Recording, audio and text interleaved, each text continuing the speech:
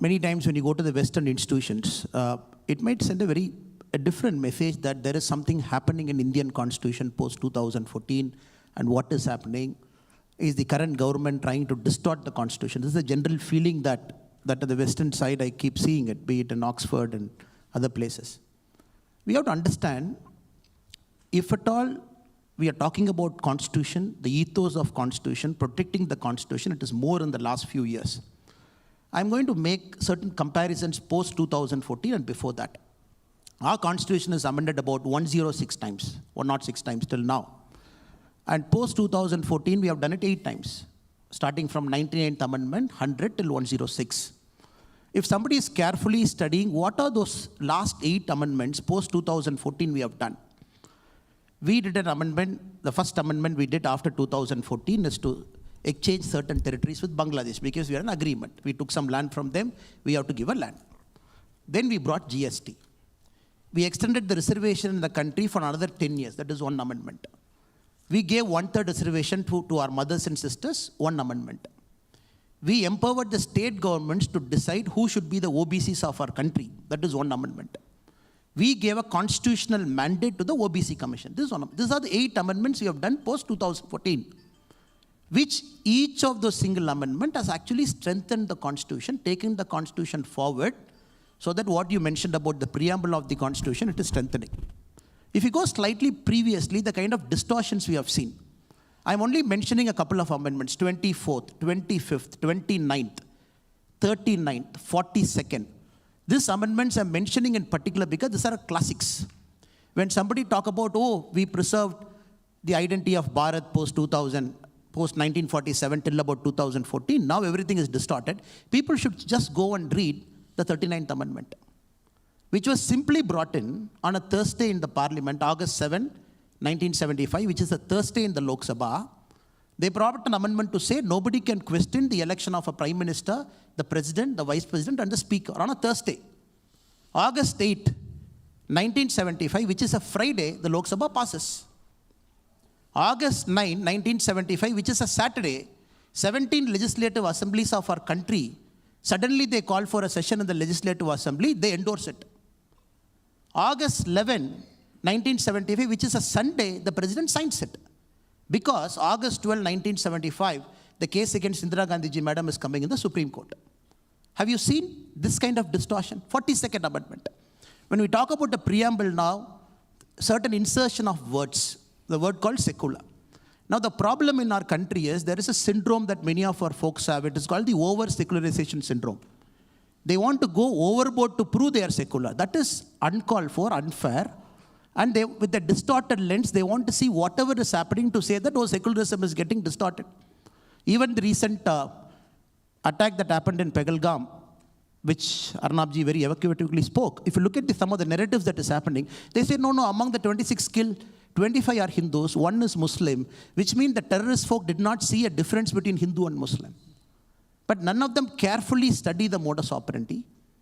None of them carefully study what he said, what was actually happening in the field that particular day. I would say it is a very unfair defense. Many a times I keep facing it. 4 months when I did a small fellowship in Oxford, every single day, and the professors in UK, my only job from morning till night was defending that we are not doing anything wrong in our country. It is not a kangaroo court that is running our country. We are elected by the people. We have a mandate.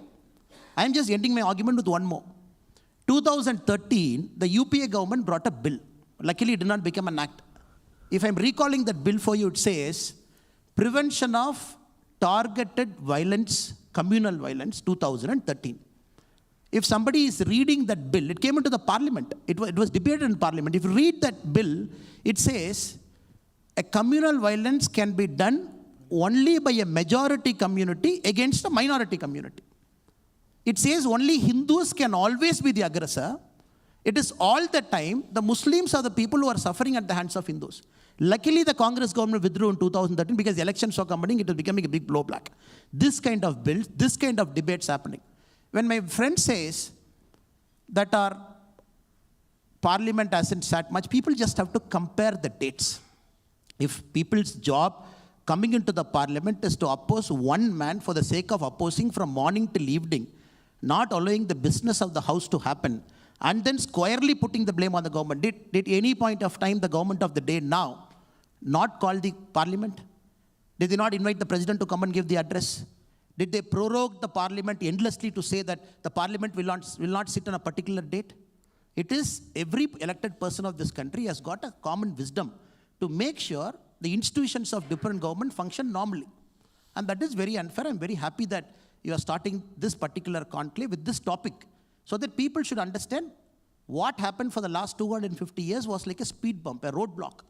Now we are only trying to set things in right historical context, because in my table also you have mentioned Vikshit Bharat and the promise of a civilizational state. It is important that India should progress towards something called a civilizational state. And a lot of steps is happening in the last 11 years to make sure that is going to happen right in the times you are going to live. Thank you. I personally believe that we have elected the Prime Minister of our country to govern and not to do press conference and increase the TRP of television channels. We're very clear about that. And when I sit here, I talk for the Prime Minister, because we belong to the same party. All of us are Karyakarta. That is how we see it. And I am responsibly sure whoever is there, each of the words that we speak, we're very careful with respect to what we speak. And we expect the Prime Minister to come and do press conference. It is our only job to increase all the TRPs and to answer a select group of people, 50 people. Who are those 50 people? So I'm not getting into that.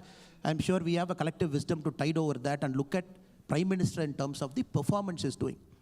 Now, with respect to the reservation, we have to understand the Constitution extends the reservation for every 10 years. Reservation is not in perpetuity. You keep extending it for 10 years. With an understanding that people should keep quickly coming up, and you have a measurable value in which you can see whether people are improving. Recently, when a Supreme Court gave a judgment with respect to the SC and ST, with respect to the reservation policy, it might not be applicable to every single person, because if somebody has utilized it once, then probably we have to take a relook at it. Then our government, the current government in power, we said we don't agree with the wisdom of the Supreme Court, and we said further, no, the situation is not conducive. The socio-economic conditions are not conducive for us to just go back and say we are going to limit reservation to a certain segment. As we speak, we have to understand historically as we speak now, if you look at the socio-economic indicators, OBC, SC and ST, in whatever context they have suffered, there is an historical problem. Even now, it is not that they all on the same platform, they all do a same 100-meter running race. It is still there. I think it is our duty, all of us as common citizens, to make sure still that level of equality is met. We have to handhold and keep pushing and keep taking them along. That is the response I can give. But having said it, I am very sure one fine day as a country, we all look at it.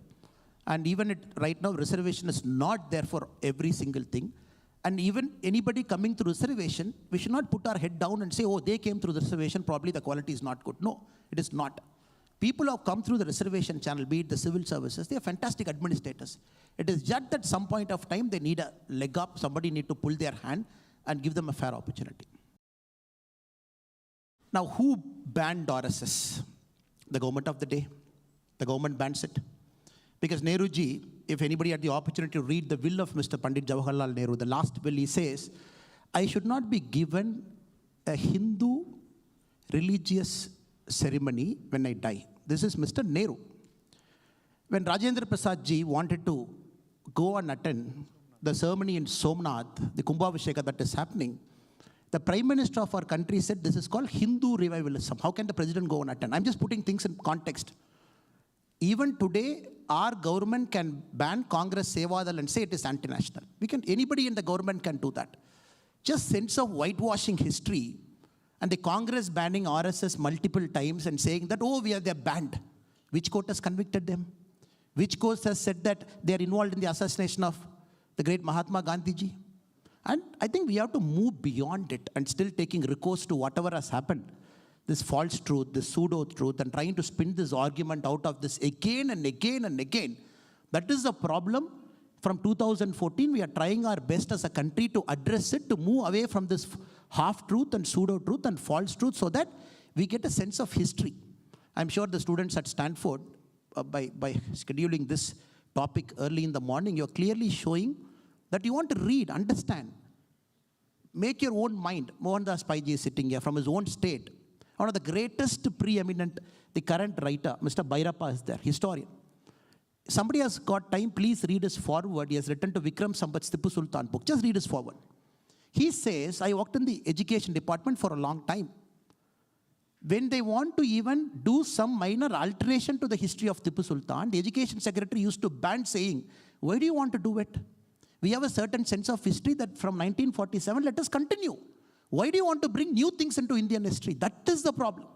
That is why Mr. Sai Deepakar, Vikram Sampath and others, they're trying to tell a story that is true, that is original, that got distorted for a long time from 1947. Let us respect those voices also. I'm not taking offense to my brother. That voice is important. But let us put our mind to also understand the other voice so that you make your judgment, your decision by listening to both sides of the coin. Thank you so much.